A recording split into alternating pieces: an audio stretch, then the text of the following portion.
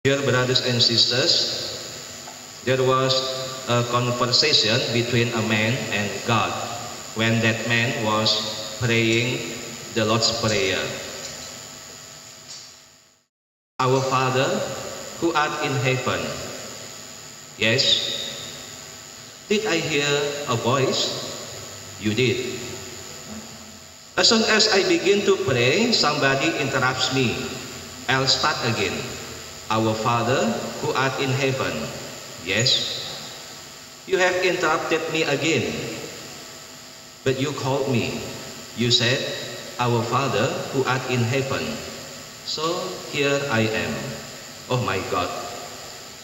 You sound surprised. I didn't expect you would answer. But when you pray to me, don't you expect me to listen? Yes, but I don't expect you to talk to me. Now that I am talking to you, what did you want to say? I wanted to say the prayer that your son Jesus taught us to pray. Good. Let's start it again. Our Father, what a lovely way to begin praying. I am indeed your father. Fathers like to be close to their children. But sometimes you pray to me as if I am not interested. Or you pray to me just in case all those things you heard about me really are true. In case you really will have to meet me when you die. Can you start believing today that I really am your father and that I really do love and care about you? Yes, Father, I believe that you love and care about us. Dear brothers and sisters, this illustration is the picture of our own prayer. When we recite the Lord's Prayer, we do it as soon as possible, as fast as possible, especially before meal. We do it without any expectation, without believing, just a duty, as the church or our parents told us to pray. Dear brothers and sisters, when Jesus taught us to pray the Lord's Prayer and call our God as our Father, He really meant it. He doesn't ask us just to memorize the prayer. He asks us to pray by heart. He wants us to know that His Father is our Father too.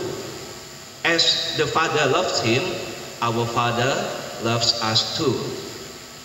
This is similar when you pray Hail Mary.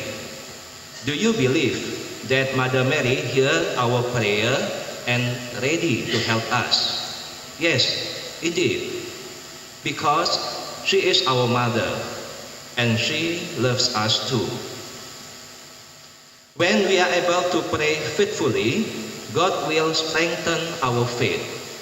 And when our faith is strong, we will able to do Jesus' commandments. Jesus in today's gospel reading says, if you love me, you will keep my commandments. What it means? Jesus is not talking about 10 commandments or keeping specific set of commandments, but rather about following His way of life. Jesus knew that the Father loved Him. He responded by loving the Father. He showed His love to the Father through His obedience, even though that obedience cost Him His life. And it is through obedience that we are to show our love for Jesus. What does this mean in practice? It means listening to His word and putting it in action. To love is to obey. To obey is to love. Nevertheless, it is not easy to do God's commandments.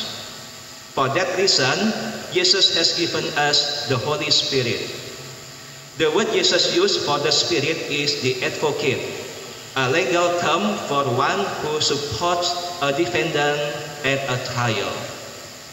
The Spirit will be the great defender when we are facing trial in doing God's commandments. So my brothers and sisters, when you are weak, suffer, and hopeless, pray to the Holy Spirit. The Spirit will comfort you in times of sorrow. He will enlighten you in times of darkness, and He will make you brave and strong in times of weakness. Amen.